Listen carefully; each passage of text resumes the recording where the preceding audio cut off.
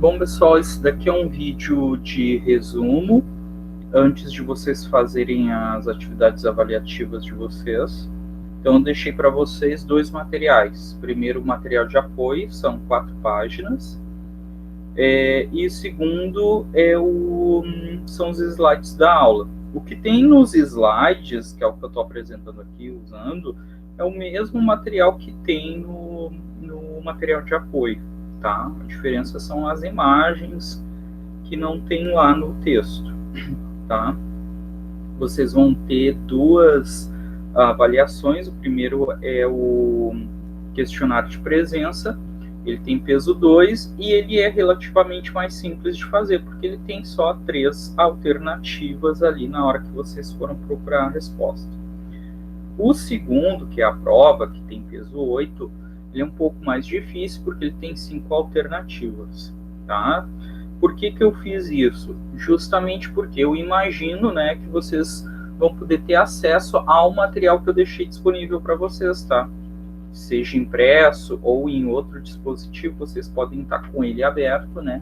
Então eu já faço um pouco mais difícil para vocês poderem realizar a tarefa, ok? Então a gente viu nesse módulo, a gente viu 3 blocos de conteúdo. Primeiro foram alguns conceitos relacionados à geopolítica e geoeconomia, para entender, né, os próximos passos da geografia, principalmente a geografia da etapa 3, né? Vocês vão usar também isso na história. E segundo, vocês viram a relação da economia e da sociedade, o quanto o sistema produtivo intervém na formação da sociedade. E o terceiro bloco de conteúdos foi a evolução desse sistema produtivo lá, né, entre o artesanato, a manufatura e a maquinofatura, e o quanto isso vai produzir os espaços geográficos que a gente viu que são os dois principais, que é o meio urbano, né, primeiro, e depois o meio rural. Tá? Então, foram esses 3 blocos de conteúdos que a gente estudou. A gente viu, então, esses conceitos básicos, né, de sociedade, povo, população, nação, território, né, para a gente estar entendendo a diferença desses conceitos quando a gente lê isso num texto de geografia ou em texto seja de sociologia ou de história, né, eles atentam a um determinado aspecto da sociedade, tá? Eu vou atentar aqui só aos que eu acho que pode ter ficado alguma dúvida, tá? Primeiro, a ideia de sociedade de povo, que elas são um pouco parecidas, vamos dizer assim, tá? Quando a gente fala em sociedade, a gente está falando de qualquer agrupamento de pessoas que visam se juntar para preservar a sobrevivência da coletividade. Isso é um instinto meio que natural do ser humano. Provavelmente vocês devem ter visto algo parecido em sociologia. Agora, o povo, ele está ligado a um conjunto a um grupo que tem um conjunto cultural da mesma língua e mesmas tradições, e essas tradições determinam hábitos ou costumes que são transmitidos de uma geração para outra.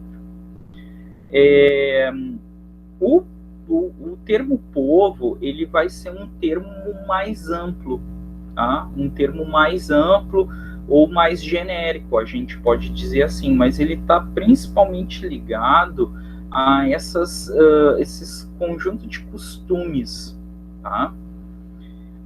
Quando a gente vai falar, aspectos culturais principalmente, tá?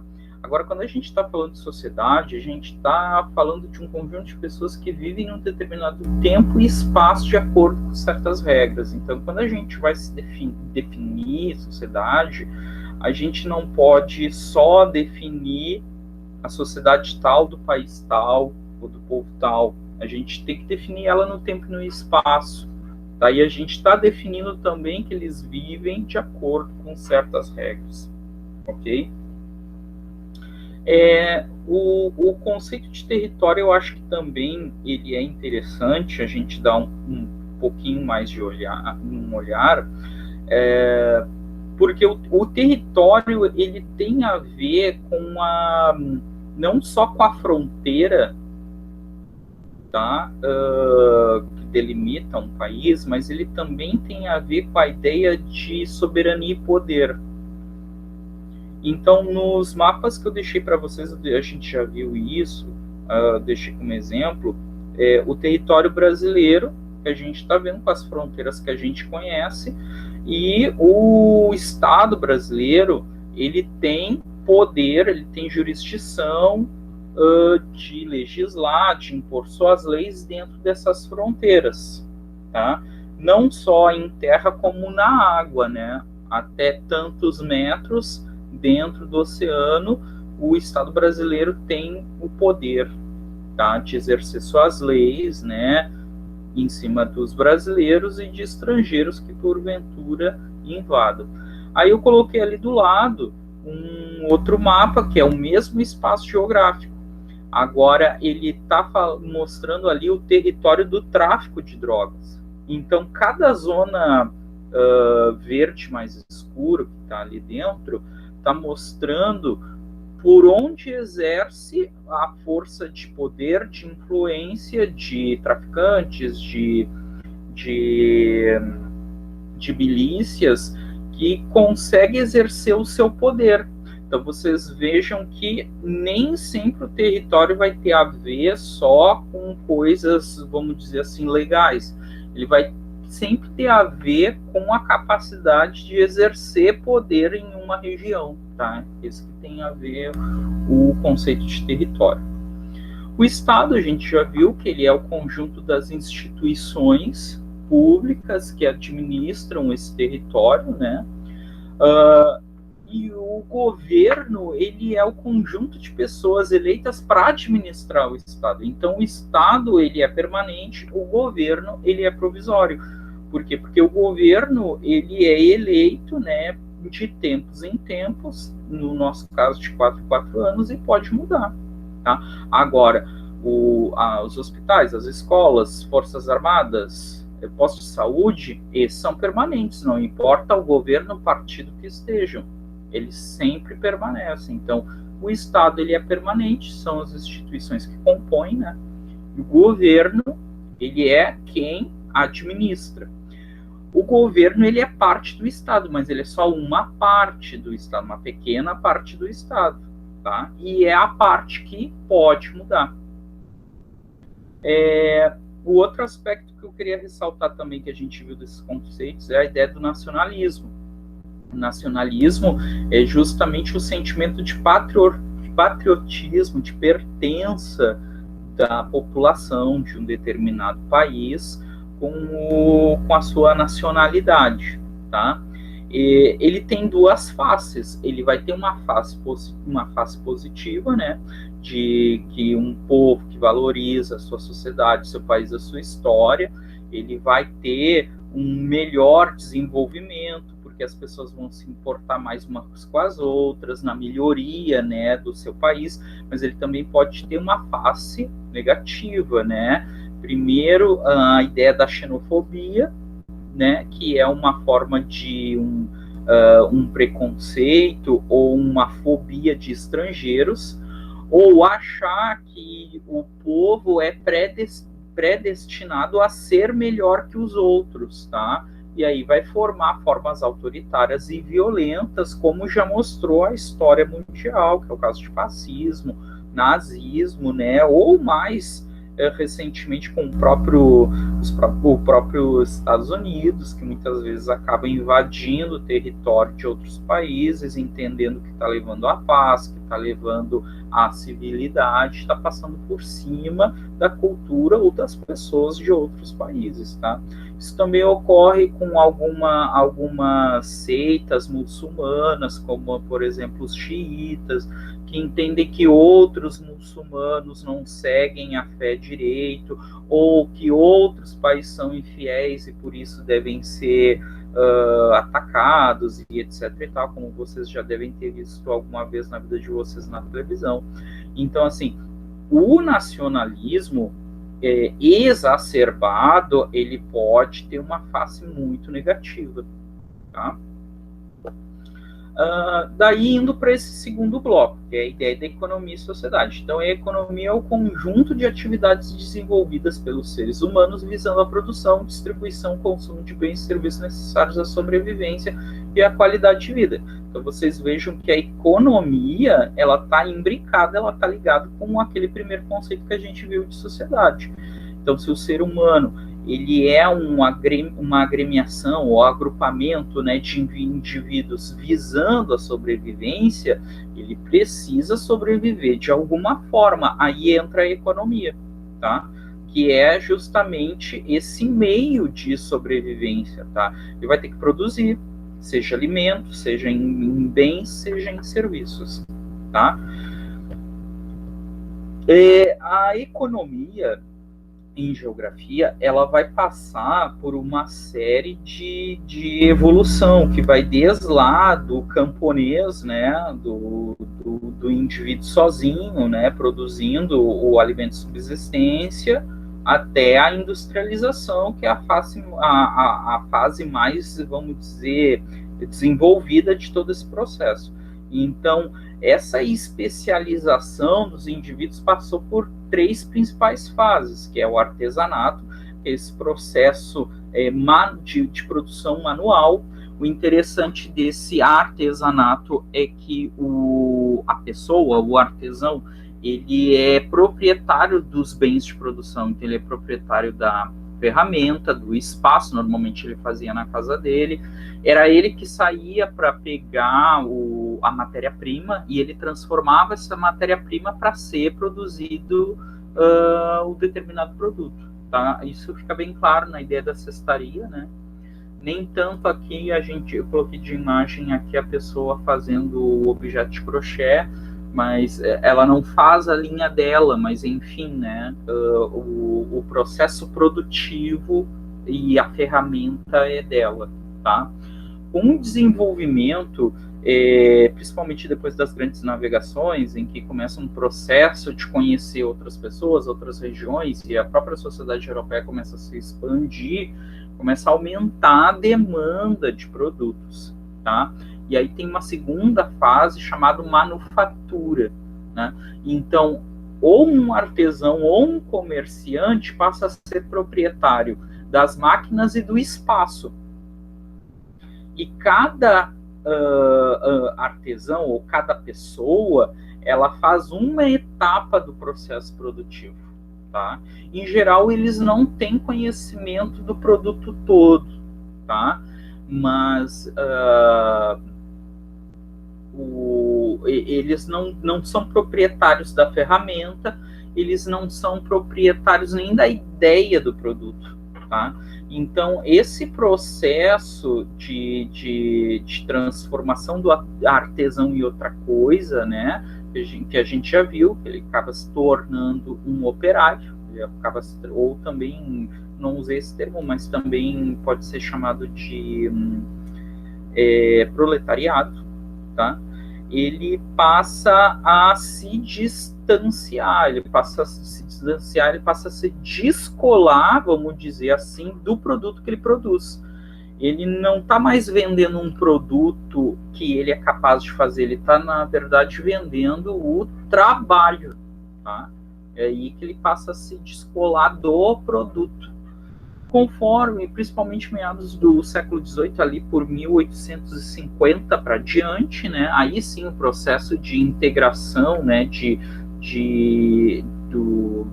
diversos países, né, que a gente depois foi chamar de globalização, começa aí sim um super processo de necessidade, de demanda de produto, e aí a gente tem a maquinofatura ou indústria moderna, tá?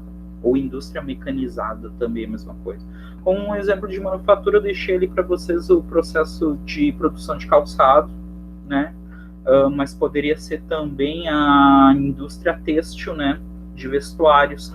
Então, uma pessoa corta o molde, corta o tecido, a outra, não, uma pessoa risca, né, faz o desenho no tecido, a outra corta, a outra junta as partes, a outra bota os detalhes, o botão e etc e tal.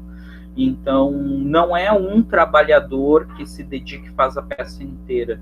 Ele só junta várias partes ou corta vários pedaços de tecido, né? E normalmente ele não conhece o processo inteiro. Aliás, nem deve conhecer, porque se ele conhecer o processo inteiro, ele vai virar o concorrente do dono da manufatura, né? Então, normalmente, ele é especialista numa coisa. No caso, na indústria calçadista, o cara só sabe cortar o solado, ele só sabe costurar ou colar a estrutura do calçado do tênis no solado, né? Por exemplo. Já na maquinofatura, né?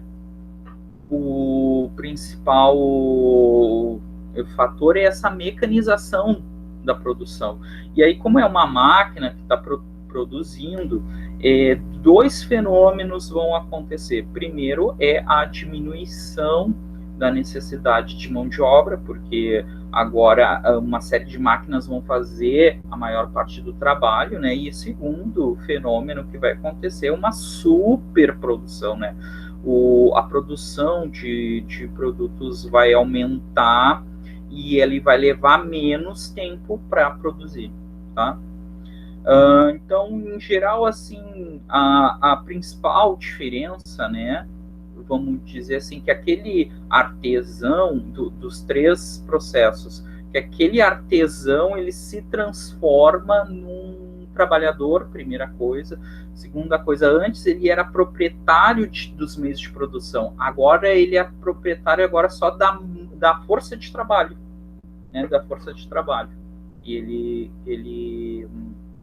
ele pode vender ou não, ele não está mais vendendo um produto, ele não está vendendo uma coisa, uma ideia que ele produziu, ele vende só a força de trabalho dele. O processo de industrialização ele vai provocar transformações no espaço geográfico. A primeira consequência que vai ter no espaço geográfico com o processo de industrialização é a urbanização. Então, como no meio urbano vai demandar cada vez menos mão de obra, as pessoas vão migrar para onde necessita essa mão de obra, né? Porque já tudo ficou mecanizado e as pessoas naturalmente vão migrar para próximos das fábricas, né? Das fábricas, das manufaturas, né? Que vão estar presentes nos grandes centros urbanos.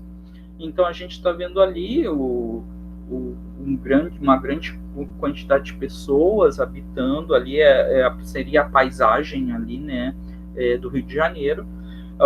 Nem todo mundo vai conseguir habitar uma região digna, então vai ter um processo de favelização também ao mesmo tempo. E até porque a cidade ela não está preparada para receber tantas pessoas juntas ao mesmo tempo, tá? Então a gente vai ter um processo de ocupação desordenada, tá? No Brasil, o processo de urbanização ele vai aumentar a partir de 1950, porque a Revolução Industrial no Brasil foi tardia. O processo de industrialização no Brasil foi tardia, então a partir de 1950 tem um processo de transformação do Brasil, que antes era um país rural, para se tornar um país urbano, tá? Hoje, cerca de 80% a 83% da população brasileira vive no meio urbano, tá? O segundo impacto da industrialização é justamente a extração, né? A extração do meio natural. Aí a gente está vendo aí um buraco, uma fenda no espaço geográfico de uma mina de mineração, né? De ferro e de outros metais. Então começa um processo de escavação, né? E esses buracos, essas fendas, vão ter em espaços onde são minas ou jazidas, tá, de outras pedras valorizadas, outras rochas, desculpa, valorizadas, como por exemplo basalto, agrês, o calcário que vai dar origem para o cimento. Então, como tem uma demanda industrial, uma demanda grande, né, vão ter essas fendas gigantescas pelo Brasil afora. Bom, se tem um outro fenômeno, né, do espaço urbano, que a gente deu uma pincelada, uma olhada, a gente tem a outra face, né, que é o espaço rural, que está cada vez mais diminuindo, mas isso não significa, ou melhor, desculpa, o espaço rural não está diminuindo, o que está diminuindo é a população do espaço rural, tá? Só para deixar claro, que diminui a população do espaço rural. O espaço rural não está diminuindo. Então, o espaço rural é justamente aqueles espaços que eles não estão ocupados pelo adensamento populacional. O que é o adensamento? É a grande quantidade. Tá? E, segunda coisa, o espaço rural é aquele que ele se dedica a atividades típicas relacionadas à agricultura, que é a produção de plantas, né, hortaliças e outros bens, né, extraídos a partir de plantas, a pecuária, que é a criação de gado, e segundo, o extrativismo. Então, no espaço rural também vai ter essa extração predatória da terra. Aqui a gente está vendo aqui de novo, aqui seria já, aqui é uma extração de minérios também, tá? Criando essas grandes fendas.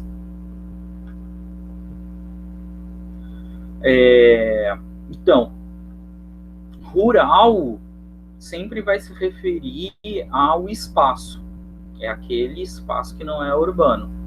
O agrário é outra coisa. Agrário são as atividades feitas no meio rural, tá? Então, assim, as atividades agrárias típicas está relacionado a cultivo ou a extração da terra ou criação de animais, tá? Mas cada vez mais o meio rural está incorporando outras atividades que não são agrárias, tá? Como, por exemplo, o turismo, as áreas esportivas de preservação ambiental, spas, clínicas, centros de pesquisas e entre outros, tá? Que não estão ligados diretamente às atividades agrárias. Então, tem muito, assim, principalmente, assim, áreas de turismo, turismo ambiental, áreas, assim, de repouso, para tirar umas férias, coisas relacionadas a isso, tá? Clínicas que prometem uma espécie de um retiro, ou algo assim para sair da correria dos centros urbanos, e etc e tal, tá? Então está cada vez mais crescendo essa área também. Esse processo de industrialização, ele também vai para o meio rural, tá? Também vai. Então a gente está vendo aqui colheitadeiras num campo numa produção de soja. E o interessante disso é que elas são capazes de colher grandes áreas em pouquíssimo tempo. E vai acontecer o mesmo fenômeno que aconteceu na maquinofatura, né? Vai acontecer o mesmo fenômeno. Vai ter a substituição do ser humano pelas máquinas e vai ter cada vez menos empregos no meio rural. Cada vez já tinha menos pessoas lá, vai cada vez mais, vai ter um processo de migração das pessoas do meio rural para o meio urbano. Isso é chamado de êxodo rural. tá? E ao mesmo tempo vai ter também uma série de tecnologias desenvolvidas para transformar uma terra que ela não é cultivável em áreas cultiváveis. Por exemplo, a gente viu ali, né? Aí é no meio do deserto árabe, esses grandes campos de produção desenvolvidos, tá? E o último ponto que a gente deu uma olhada é a ideia da reforma agrária, que é algo bem típico do território brasileiro. Tem também em outros países, mas principalmente no Brasil, porque no Brasil tem um processo desde o período imperial, desde 1850, tem um processo de concentração da terra nas mãos de poucos proprietários. Essas grandes propriedades são chamadas de latifúndios, tá? Esses proprietários de latifundiários, né? Então, atualmente no Brasil, tem, ou tinha, melhor dizendo, né, um processo de tentativa de dividir essas terras super concentradas para mais famílias, tá, poderem usufruir daquilo, tá? Porque esses latifúndios acabam criando, né, construindo uma série de desigualdade social, né, com esses pequenos proprietários ou agricultores que nem conseguem ter suas terras, tá? Então, eu coloquei ali um gráfico ali para vocês, né? Então, vocês vejam, né? 95% dos proprietários, eles são pequenos proprietários, né? De todos os proprietários, 95% deles são pequenos proprietários, tá? Só 1% são grandes proprietários. São cerca de mais ou menos 2.400 famílias, ou 2.400 proprietários, né? Mais ou menos 1%, são os grandes proprietários. Agora, esse 1% é dono de quase 45% do território brasileiro, do território cultivável, né? Do território cultivável brasileiro. Então, vocês imaginam, 1% é dono de quase 45%. Agora, esses 95%, que é mais ou menos 4 milhões de pequenos proprietários, ou 4 milhões de pequenas famílias, né, agricultoras, ela é dona só de 30% do território agricultável. Então, vocês vejam, assim, essa grande discrepância. Fora os outros que estão de fora. Tá, pessoal? Então, assim, eu desejo uma boa avaliação para vocês, tá? Espero que vocês tenham lido o texto e que vocês tenham feito alguma anotação em cima ali das atividades que a gente desenvolveu, tá?